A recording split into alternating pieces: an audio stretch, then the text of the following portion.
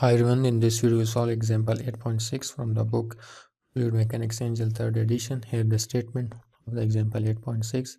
A 6 cm diameter horizontal water pipe expand gradually to a 9 cm diameter pipe. The walls of the expansion sections are inclined 10 degrees from the axis. The average velocity and the pressure of water before the expansion sections are 7 meter per second and 150 kilopascal respectively. Determine the head loss in the expansion sections and the pressure in the larger diameter pipe. So we need to find the pressures. Diameter D1, that is 6 centimeter, divide with 100 to convert into meter, that is 0.06 meter. D2, that is 9 centimeter, divide with 100 to convert into meter, so it is, that is 0.09 meter. This is the inlet of the pipe, this is the outlet of the pipe. So the outlet, there is a gradual increase in diameters. It is 9 centimeter taken place. 3 centimeter diameters increase has been taken place from 1 to 2. The velocity V1, that is 7 meter per second. The pressure P1 kilopascal.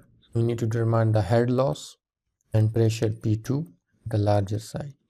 Well, let's come to its solution. The mass flow rate 1 is equal to the mass flow rate E2, must be the same.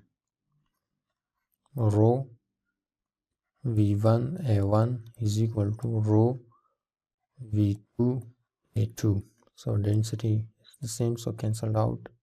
So we are interested to find the V2. So V2 is equal to V1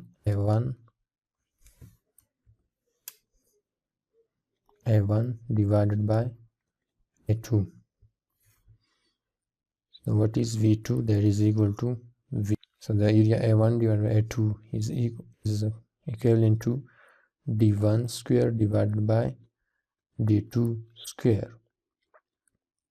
So what is V1? That is 7 multiplied by D1.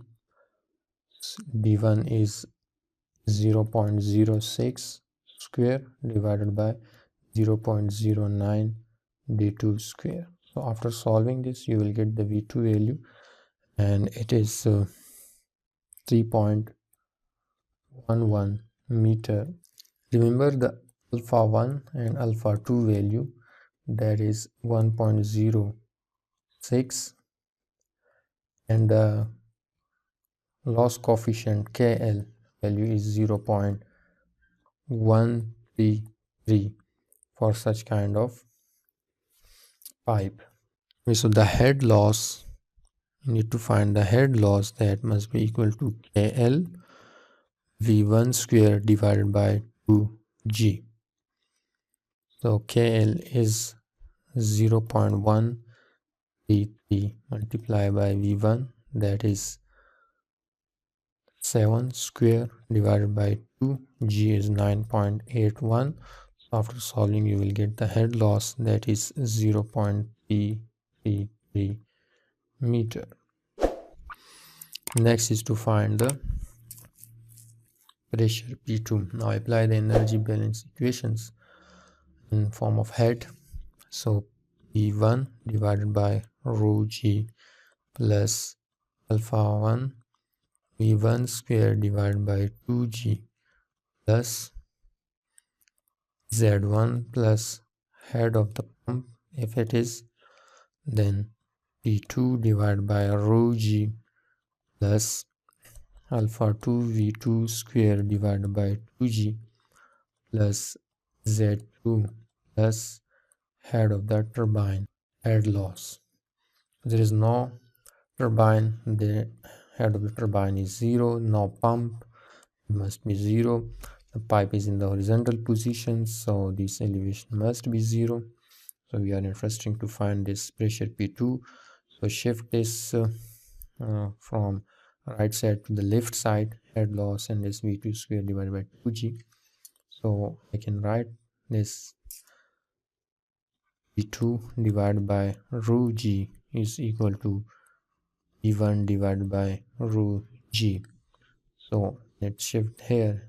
So here this must be positive alpha 1 V square divided by 2G. So it must be negative alpha 2 V2 square divided by 2G minus head loss. So because the head loss and for 2v2 square to 2g has been shifted from this side to that side, and then we are rearrange it. So I'm writing it in the short form, so that's why I'm skip almost 2 steps for the to make this video short. Now next is to multiply each term with rho g.